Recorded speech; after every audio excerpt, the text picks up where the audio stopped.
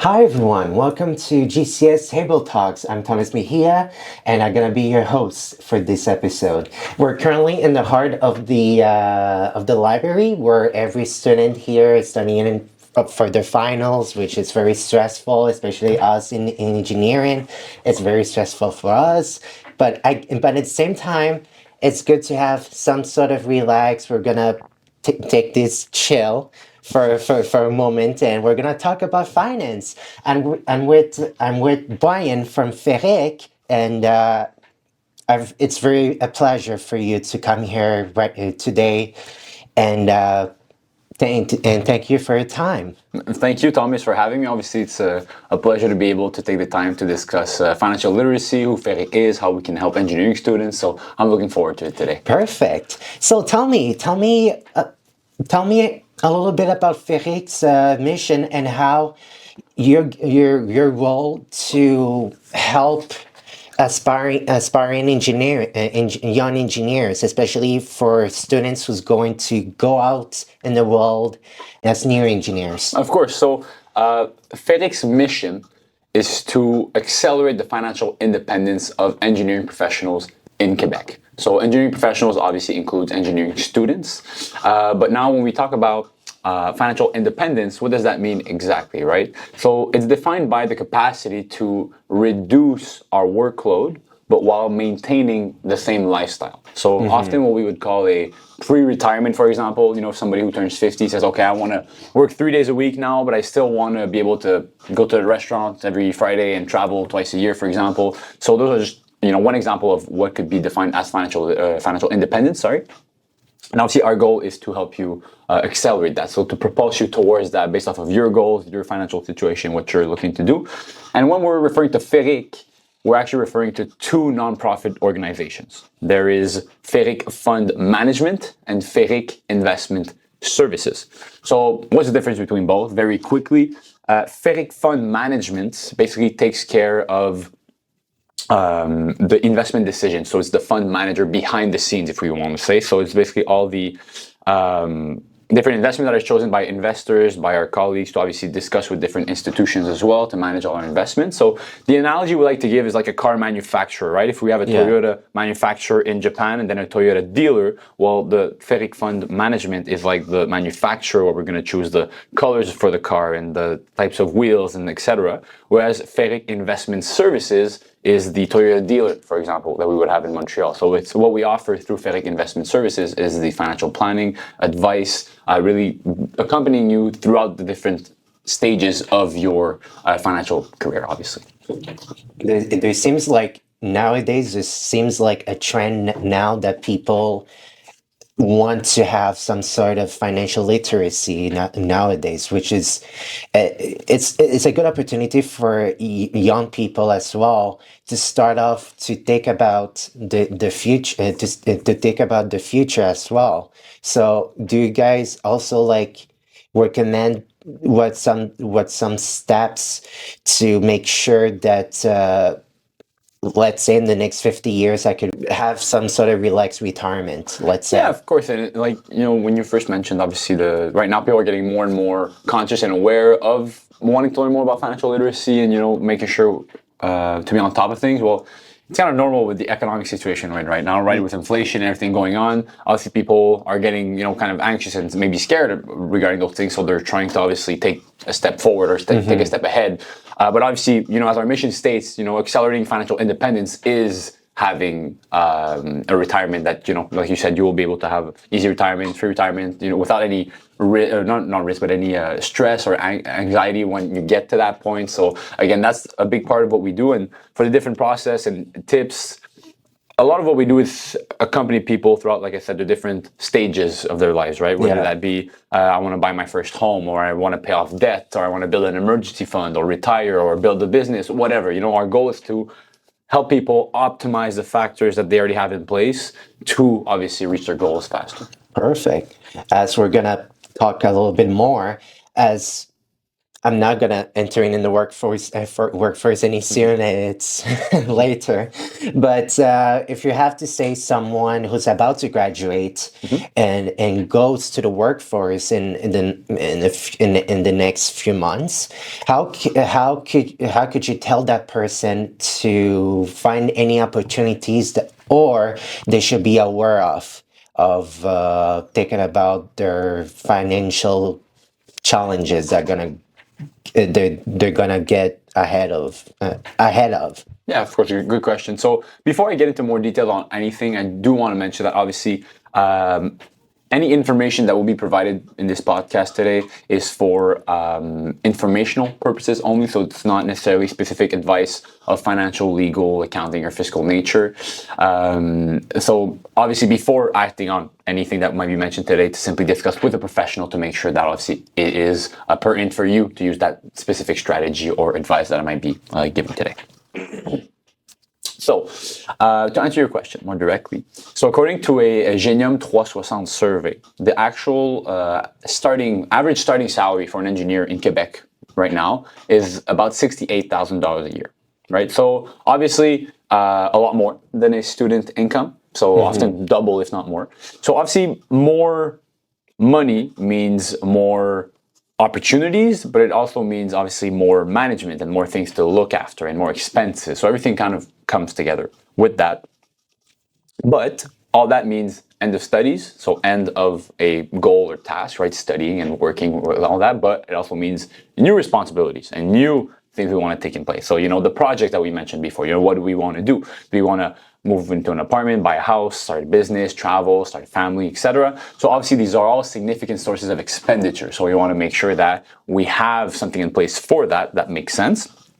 And obviously the combination of salary increases, more responsibilities, more projects can make it easy for us to lose control, right? Because then, yes, we're used to, the burden of all these classes and all these courses all at once, but now we're stepping into another game where, there's a lot more time and money involved in those different things, right? So all things to take into consideration. And obviously these are all different types of risks, right? That can have an effect on your standard of living, right? If you don't manage that properly, especially from the beginning, well, then you might put yourself into debt, and then obviously, it can have a snowball effect of going potentially negatively. So we want to make sure that right from the get-go, we're ready and we're prepared and we have a budget in place and things like that. So obviously, this is why you want to manage your finances well, and this is why FÉRIQUE Investment Services is there to help you guys with that and to accompany you throughout that process. There's a keyword that really resonates me, and it's my next question. In fact, you mentioned about budgeting, and as you said, like when you get out of the university and start your adult life, I would say you mentioned that you would get more responsibilities, you would get more salaries, more responsibilities in general. What kind of advice would you give to students regarding to budget, making sure that they have a solid financial to have a financial foundation regarding of budgeting? Great question. So obviously for me, and we'll repeat it endlessly today, the budget is the most important financial tool for anybody. Budget, because it allows you to obviously evaluate the inflows and the outflows of your money, right? It's all the cash flows. So from there, you're able to evaluate, okay, what are my debts? What are my incomes? What am I trying to do with my money as well? Because then when we do a budget, obviously, then we end up with a budget surplus, ideally, right? Hopefully, anyway. And then what is that surplus? Is it $100 a month? Is it $500? Is it $2,000? Obviously, that changes what we can focus on right after, because we could want to focus on one goal because that's all our budget allows us to, or we could focus on three goals because if we have sufficient surplus, then we could obviously work on more than one thing at a time, right? So that's something that's very important. Regarding the budget, little hint, or not a hint, but advice that can be given is obviously always to overestimate expenses, right? If your phone is $77 a month, put it at 100. If you're, round up everything, make sure that I like to tell people to live their lives in their budgets, in the sense that I want you to include all the real expenses that you go. You know, if you go to a restaurant once a week or twice a week and you go out and you have fun, that's fine. Just let me know. You know, don't bring me a budget that excludes half of your expenses, because then I can't give you real advice, right? So it's to make sure that you're being honest with yourself, and then that you can realize, okay, well, if I put everything that I want to in my budget, do I still have a surplus sufficient to pay for the projects that I want to pay for in the future, right? Can I still plan for, retirement and buying a home and, whatever might be your goals, while still, living your life and doing your thing? So that's one thing that I want to make sure that people, do when they make a budget, that they be honest with themselves, so that they can then afterwards themselves say, okay, well, maybe I need to cut down on certain costs or not. And another really important advice is to obviously pay yourself first, right? And when I say pay yourself first, it's specifically to spend what's left after saving, right? So you want to put in place, okay, if I want to save for specific goals, well, I want to have it in place already, let's say $100 or $200 every pay or every month towards that specific goal, and I include it in my expenses, right? I don't say, okay, well, once I had fun and I spent on everything I wanted to, then I'll think about saving. No, you want to include that as a fixed payment, like you would on a car or a house, a loan or whatever. And then from there, obviously, the goal is to live within your means, right? You don't want to live, above your means. You want to make sure that it makes sense, and that obviously you always have a positive cash flow, right? That you always have more coming in, coming out, and that you have easy management and access to that. Obviously, that allows you to free up more room for savings, and then create more room for unforeseen events, such as an emergency fund or things like that. And obviously, those are important parts of a priority list. And you mentioned about savings, like every month, keep $100 or $200 in the side, and also for emergencies and purposes as well. As someone who wants to keep the money aside, but also wants to keep up the expensive that they must do, how could you give an advice to someone who wants to invest themselves, and making sure that they also have the needs of making sure that they can pay their own expenses? So I just want to make your question clear. So what you're asking is, how can we balance all of that? So having, long-term, short-term goals, expenses, like still live the life we want to live, but at the same time think of our future. Exactly. Like perfect. So there's a couple things. Basically, as a general rule, no matter the industry you work in, there's usually 3 priorities of what you want to do. 3 rules of thumb, if you want to put it that way, when we want to start off, off the right foot when we talk about finance. The first one is paying off high interest debt, right? So often credit cards, if we have loans with high interest as well, that's the priority, because we don't want to be stuck in a never-ending cycle of that. Especially with credit cards, some people who have 2, 3, 4, 5, 6,000 on a credit card and then never pay off that full balance and just pay the minimum every month. Well, the minimum they're going to pay is just going to cover the interest, right? So they're never going to actually pay off any capital and pay off that debt. So that's one thing. We really want to prioritize paying off those high interest debts to then focus on the next step, which is building an emergency fund, right? And I mentioned that a little bit earlier. An emergency fund is recommended to be basically between 3 to 6 months of expenses in an account that ideally has very low risk or none at all, and allows you to have access to it very quickly, right? You want liquidity in an emergency fund. You don't want it to be locked up for 3 years and then you have an emergency and, I got to pay a penalty and this and that. So that's something you want to make sure.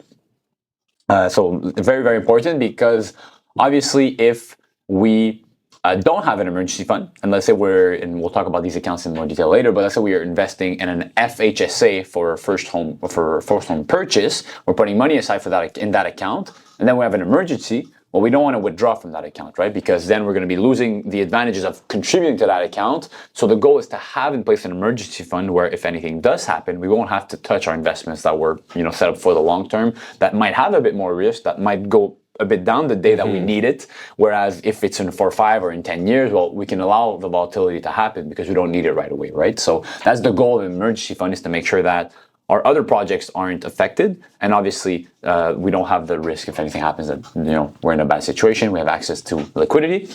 And the third point, which is very important regarding the engineering field specifically, is that oftentimes your employer is going to give you a match on your contributions to a retirement plan, for example. So if you put, let's say, 3% of your pay, they're going to match 3%. So obviously, you don't want to not partake in that, right? Because it's like a free bonus, basically, that you're saying, oh, no, I don't want it. Well, who wouldn't want a free bonus, right? So it's those three things are really important to remember. So you want to pay off high interest debt, you want to build an emergency fund, and then take advantage of any, employer advantage that are given to you, even some insurance advantages or maybe stock options or things like that. You really want to take the most that you can for that. And obviously, the sooner you lay the foundations for your retirement savings, the less effort you're going to have to, bring forth in the long run, right? The sooner you start, the better for you in the long term. And you won't have to stress about it in 10 years. Like, I didn't plan enough for my retirement. You should start right away, right? And you'll be able to start with a much smaller amount monthly than if you were to start in 10 or 20 years, right? So that's a big goal of it. And finally, all the other projects that come with it, right? Once that's set in place, that we said, okay, we paid our debt, we got an emergency fund, we maximized what's given to us for free, and then we can focus on, okay, what are we trying to do with our time and our money, right? Do we want to pay off more student debt, maybe? Do we want to buy a house, travel, whatever? Obviously, that's up to you, but that's the goal of it all afterwards. Perfect. And you mentioned about employment benefits. Yeah. Such as the retirement plans, stock options, etc. Some sort of benefits that as employees could benefit as much. How as an engineer professional, how can I optimize it more? So great question. So first of all, you might simply want to sit down with an HR representative from the company that you're hired to start off to know, okay, what are my real advantages? What can I have access to? Because oftentimes there's a bunch of little things that most people in the company don't even know about. So you want to make sure that you sit down with the right person, ask the right questions. But as I said before, you always want to try to maximize those benefits, right? Whether it be defined contribution plans for retirement or defined benefit plans, depending on different structures for that. Like I said, some will offer stock options, some will offer matching contributions, some will have, bonus insurance packages for dental and this and that. So you want to make sure that you're aware of what you have. Sometimes you have even health spending accounts for certain things, like if you want gym equipment or, things of that nature. So obviously you want to take advantage of that. You don't want to leave anything on the table for that. Yeah. But obviously, what's important to know is not to rely solely on what the employer offers, right? Because if you have a life insurance and a critical illness insurance and things like that, well, there's a couple things. First of all, the amount that is covered by your employer might not be sufficient. Maybe, if you have a life insurance of $50,000, but, if something does happen to you tomorrow and you have people that depend on you financially and then they have to make payments that they can't make, well, maybe you need a higher life insurance, right? Depending on your situation. So that's the first thing where you want to make sure that it's sufficient. So obviously we can have a look at that with you at FÉRIQUE to say, okay, is it sufficient? Obviously we don't sell insurance at FÉRIQUE, but we'll still have the discussion to see, okay, does that make sense for you in your specific situation? And another aspect of it is maybe you're not going to work there forever, right? So if you stop working there, even if it's been 10 years, well, now you don't have insurance. And now, obviously, it's going to be a lot more expensive for you to get insured unless you find another employer who has, a similar insurance package. So it's all things to start taking into consideration and say, okay, what are your plans regarding, your employer? Should you have an insurance on the side as well, personal insurance apart from the one that's already offered? Again, always depends. It's a case-by-case scenario. Obviously, if there was a magic formula, I would have just shared it to you guys. You could have posted it online and it would have ended here, right? So the goal is for me to be able to obviously accompany everybody in that and obviously help you on the specific situation and your specific needs. You mentioned about talking to my employer, talking to HR, and making very informed decisions. How can I make sure that I not talk, but preferably negotiate to my employer, to HR, or whatever?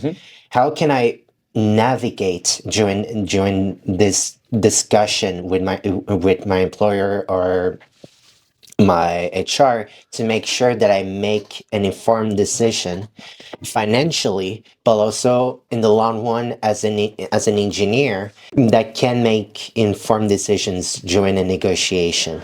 And it's a very good point because it can be intimidating too, right? You start off, you start doing interviews. It's maybe your first job, your first interview. You're like, okay, well, I got the job. So now how do you negotiate a salary, or what do you know what your worth is in a way, or what are your colleagues getting and whatnot? So it's obviously a process that you'll learn through experience mostly, but there are some tools that you can use, right? So the first one would be simply, talking to some of your colleagues, right, in the same industry, saying, okay, what did you get at a starting job, or do some research online, look at other employers as well, what's the averages, things like that. So a bit of research might be necessary to say, okay, well, am I getting a right salary to start off? As I mentioned before, Genium 360 can be used as a tool for that. Like they do a lot of studies on what engineers are being paid, in Quebec. So as I said before, the starting salary is about 68,000. The average salary is about 120. It's a bit more than 120, but I forget. But it's obviously to know, you can use that as a tool, and they have more specific data to different types of engineers and what we can do. So obviously,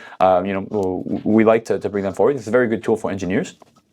And obviously, it always depends on your goals and what you're trying to prioritize, right? Depending on, for you, is it more about the most money in your pocket every paycheck, or is it about the complete benefits package with insurances and bonuses and maybe an extra week off every year? It depends what you need and what you're trying to prioritize as well, right? And a little food for thought. Well, and I'm not saying there's a right or wrong answer here, but and I'm not expecting an answer from you, but it's just to help people think about that and develop their critical thinking. But should we necessarily take a $10,000 pay cut on a salary to have an extra week's vacation to start our career? And that's the key point, right? Because a $10,000 pay cut on a $70,000 salary is going to have much more of an impact than a $10,000 pay cut on a $150,000 salary, right? The percentage is huge. So I need to see, okay, well, can I afford to not have that money in my pockets to have an extra week off? And if you can, then why not? But is it the right decision to make starting a career? Maybe not. But again, it depends on everybody's, current situation, what their cash flow intake is even after those considerations. And from there, obviously, I emphasize the taking the time to discuss with a financial planner or an advisor to obviously see, okay, does that make sense for you to do that? And are you comfortable with it too? Because at the end of the day, it's one thing to say, okay, on paper you should do this, but if you can't take it for whatever reason, well, obviously that's not the point, right? You want to make sure that you're comfortable in your everyday life and that it doesn't add an extra burden of stress or anxiety for you at that point.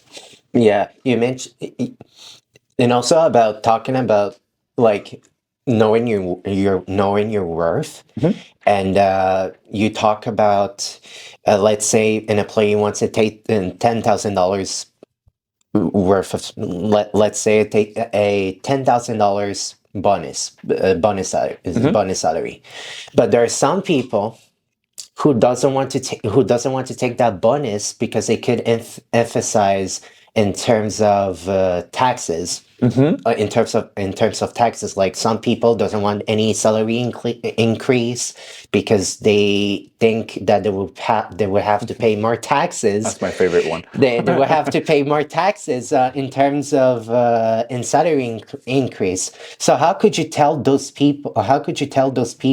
Or any tax planning strategies, since we're currently in tax season? Don't forget your taxes. And don't forget your taxes. And what kind of strategies do you advise in order to make sure that it's aligned to my financial goals? Yeah, so good point. And obviously, like you said, it's tax season, so it's on people's minds right now. So there's a couple things. Obviously, independent to each individual is going to be making sure that we're asking for the right tax credits, right? Based off of our situation. For example, if we're buying our first home, well, there's a tax credit for that. If we have kids, there's some tax credits for that. So it's all things that we want to make sure that we're looking at optimizing our current situation, right? Based off of the credits we can necessarily ask for.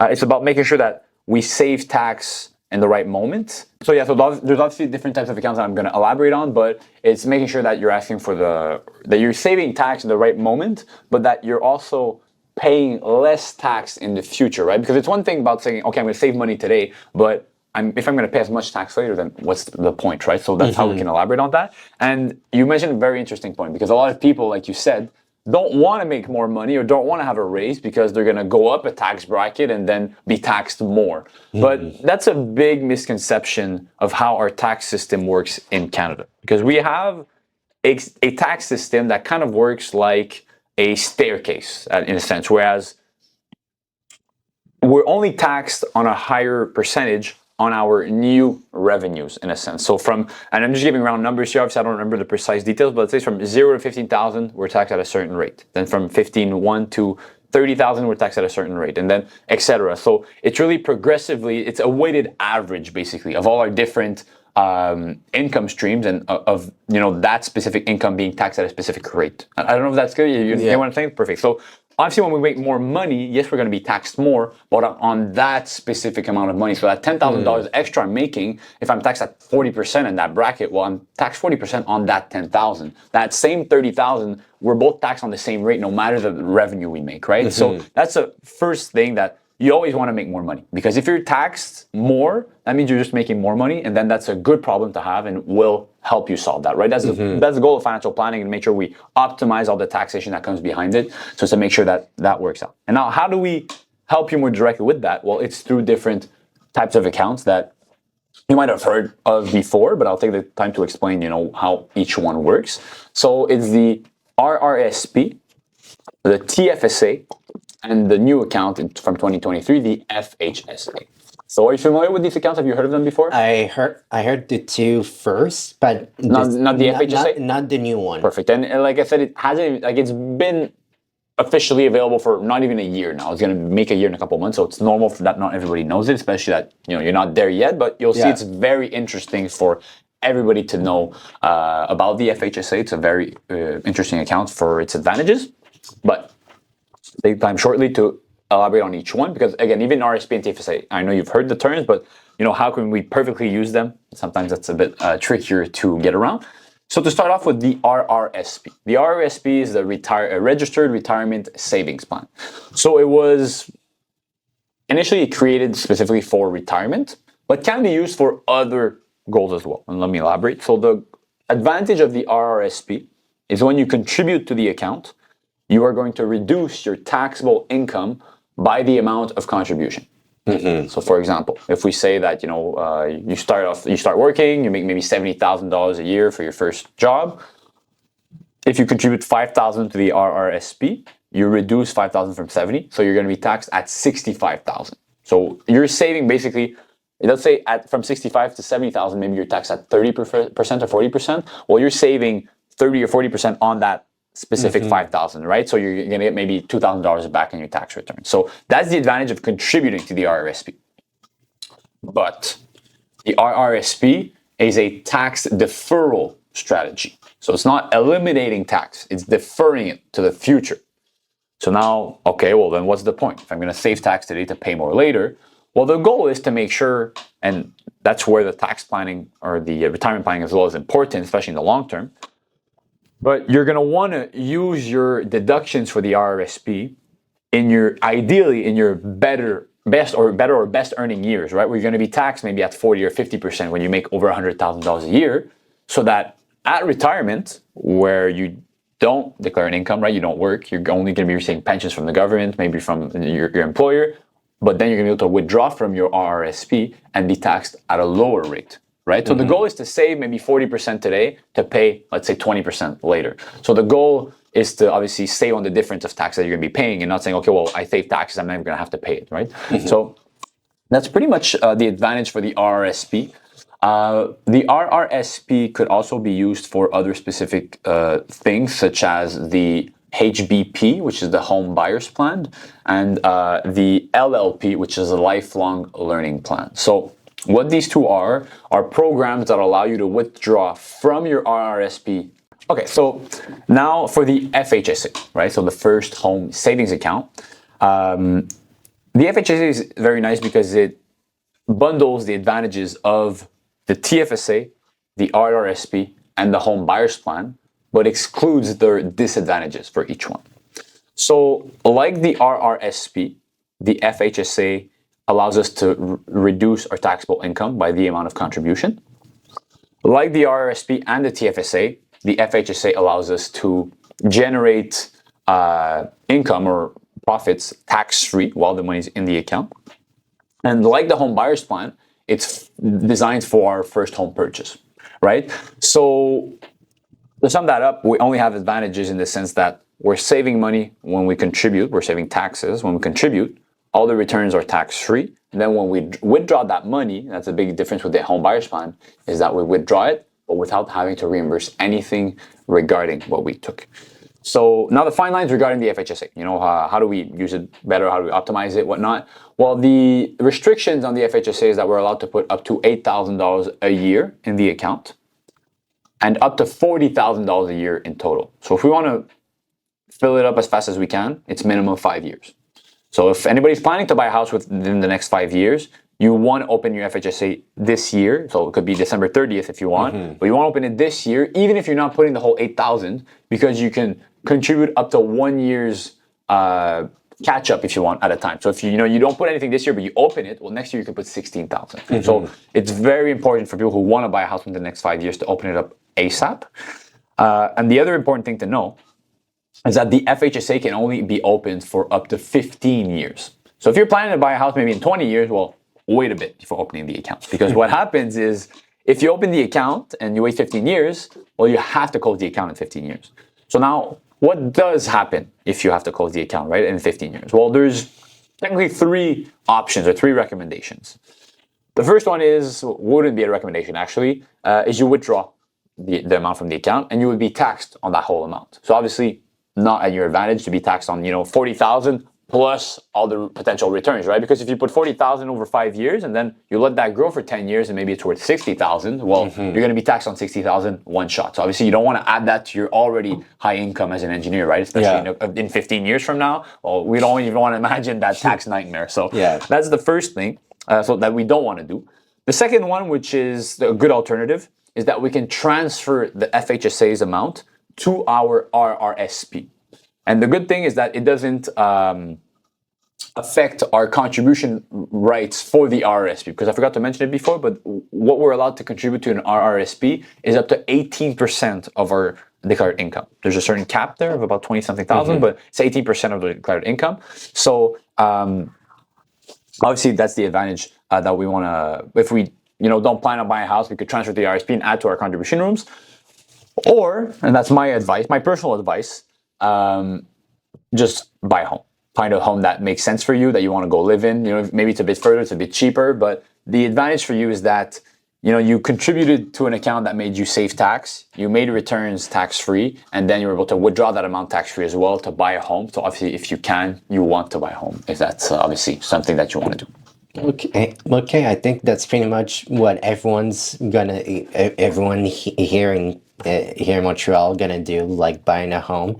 For sure, like nowadays it's kind of like a little bit expensive, let's say, but it's good to like plan in the next 5 to 10 years so you can at least have some sort of a down payment. Let's say like 20% down payment, so you could contribute to your home, let's say. Of course, the 20% is ideal, but the reality is nowadays with the current home prices, it's a lot easier said than done, right? Yeah. But again, the point of talking with somebody about your goals and what you're trying to do, especially if you come to me and say, look, I want to buy a house in 5 years or in 7 years or even in 3 years, well, we'll be able to look at your budget and say, okay, what's the budget surplus? If you put the most as you can every pay, can we get to even 20%, right? That's going to be the first thing. Is it attainable? Is it realistic? We talk about SMART goals, right? You've probably heard of it. So you want it to be specific, measurable, attainable.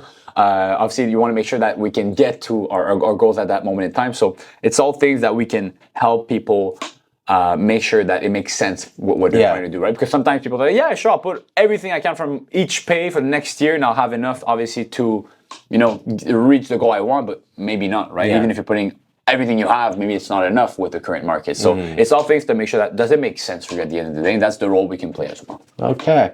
And how, now we mentioned a lot of people that's going to graduate and then they're going to work and have an adult life, let's say.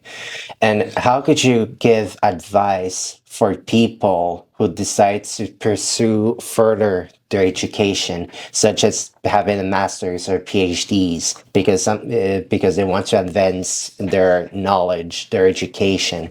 What are your advice for those people? So the first thing, obviously, if we do want to continue, our education, which is a great thing. Obviously, there's always more to learn. We could obviously always, be never-ending students if we would want.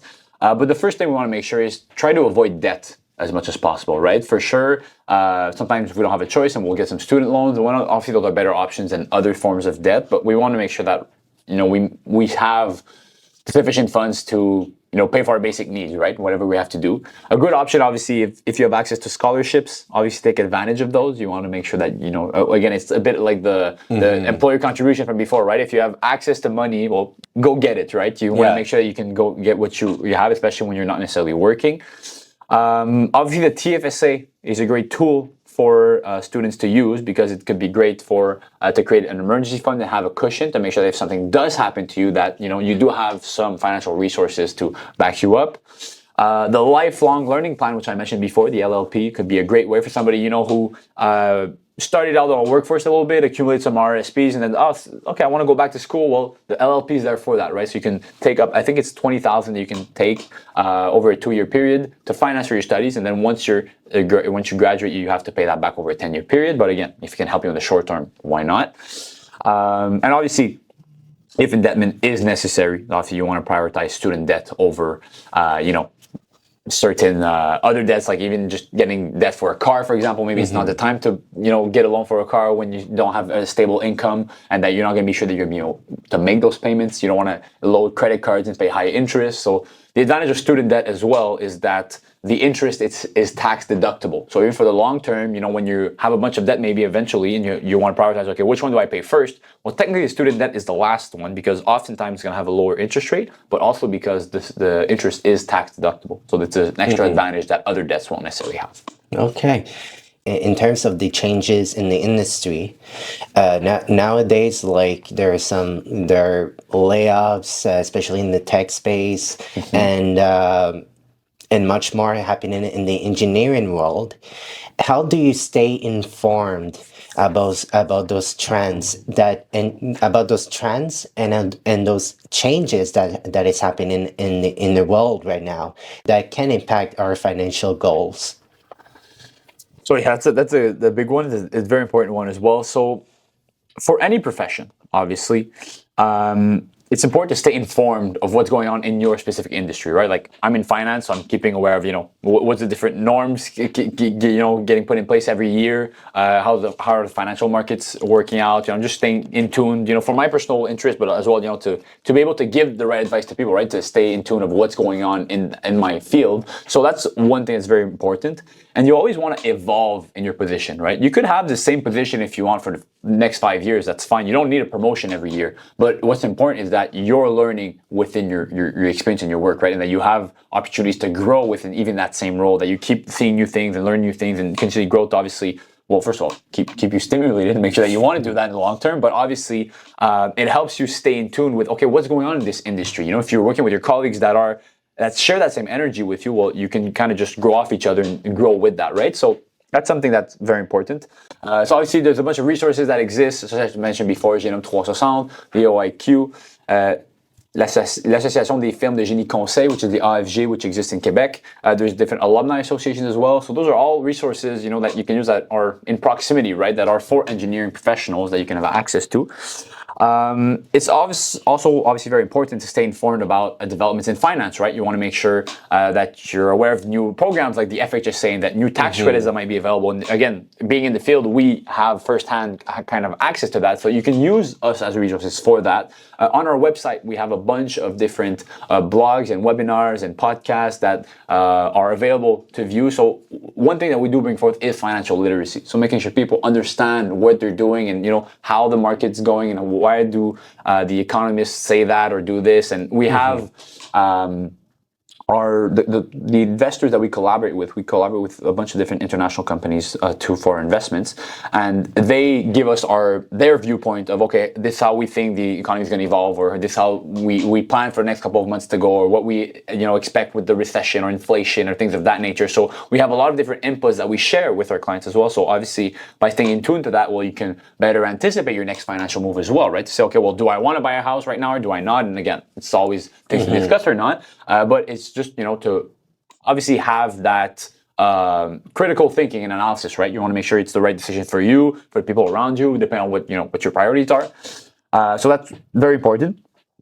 But obviously, nobody can predict the future, right? If we all could, well, we would all be living on the Bahamas or something. Like, we wouldn't have to be here. So the goal is obviously to make sure that we have healthy risk management, right? For our investments, for our personal choices, that we're comfortable with the decisions we're making, that it makes sense for us in the sense that if something does happen tomorrow, that we're in a good situation. And again, emergency fund, budgeting, then focusing on other projects. They're all things that we want to take into account.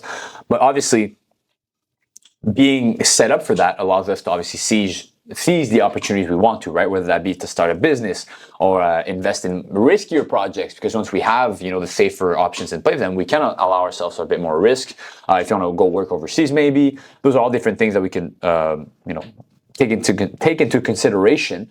But obviously, while doing that, you're protecting yourself from other unexpected events, such as, losing a job, or if there's a less competitive job market. Right now you said I know a lot of students are having difficult times finding internships, especially like you said in tech and IT and things like that. It's it's very difficult right now. So it's to make sure that when situations like that do happen, that we can't sleep at night because we're anxious and we don't know what our future holds, right? So we want to make sure that we have those factors in place so that we aren't stressed about it, and we can make sure that we can just live our life and be comfortable with the process. Okay.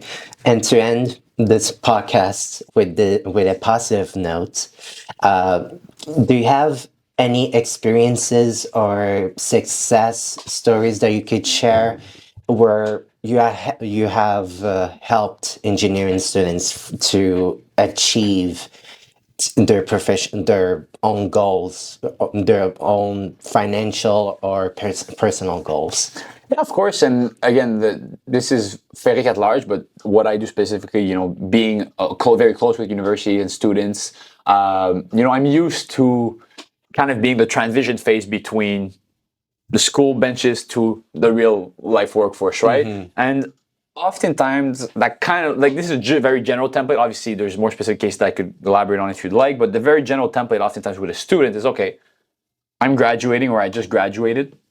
I started working. I received a couple paychecks. So the first thing is, okay, make a budget, right? Again, I re-emphasize it, but make a budget. Once that's put in place, you come see me and we can have a look at, okay, what are we doing with our money? So a bunch of different objectives and goals could be, okay, well, I need to pay off some student debt. I want to build an emergency fund. I want to travel from time to time. I want to keep that in mind for the future. Maybe I want to buy a car. Maybe after that, I want to buy a house. Maybe I want to start a business. Maybe I want to plan for retirement. And obviously, there could be fill in the blanks with whatever your hobbies are, whatever you want to do. But our work and our goal is to have a look at all those objectives and then have a list of priorities, right? Is what do we want to take care of first? Is it maybe traveling because we've been studying for 10 years and we want to say, look, I just want to travel for 6 months and forget about things? Well, that's not a bad thing to do necessarily. Then that allows you to, get back to work and work, for your grind for another 10 years, and then you start planning for retirement right away. Maybe that's what you want to do. That's what you need. Maybe you want to start right away. Okay, I want to plan for my house and start saving right away for my retirement, and that's fine as well. So it's to establish, okay, what are the priorities? And once that's in place, well, how can your budget be optimized to fill in those needs, right? And from there, success stories are obviously people, attaining their goals. That's the best thing for me, right? When people can get to their goals, and when sometimes they have certain situations that, need just a little tweaking and tax planning or optimization, where we can come in and say, okay, well, just do this and that. And then they're like, wow, I didn't think about that option. And then they can move on to the next thing. And one little advice that I can mention is regarding, I didn't mention it before, but regarding RRSPs and FHSA specifically, and I think this is important, so I'm mentioning it to you guys as well, is that when you contribute to the accounts, as I said before, you get a tax advantage, right, where you save money. But you can use the tax deduction whenever you would like. So it's not because you contributed this year that you have to use the tax deduction this year. And that's a big factor, because a lot of people say, oh, I don't want to contribute right away to my RRSP or my FHSA because I don't make enough money yet, right? Because after hearing what I said, or you want to, contribute when you're making your highest income, well, you can still contribute today, but use your tax deductions in a later year. So that can be used whenever you'd like. So that's one thing to take into consideration as well. And sometimes just knowing that allows people to better tax plan what they're looking to do. And then it's another debate also of evaluating, okay, well, is a tax return today, let's say I get $1,000 in tax return today, is that worth more to me than maybe getting a tax return of $2,000 in 10 years, right? So now it's the time value of money, and that's a whole other debate we could have. And again, that's the value that we can bring, is take the time to say, okay, well, do you need that money right now? And can I help you decide, okay, maybe you only want half of it or a portion of it or all of it? Or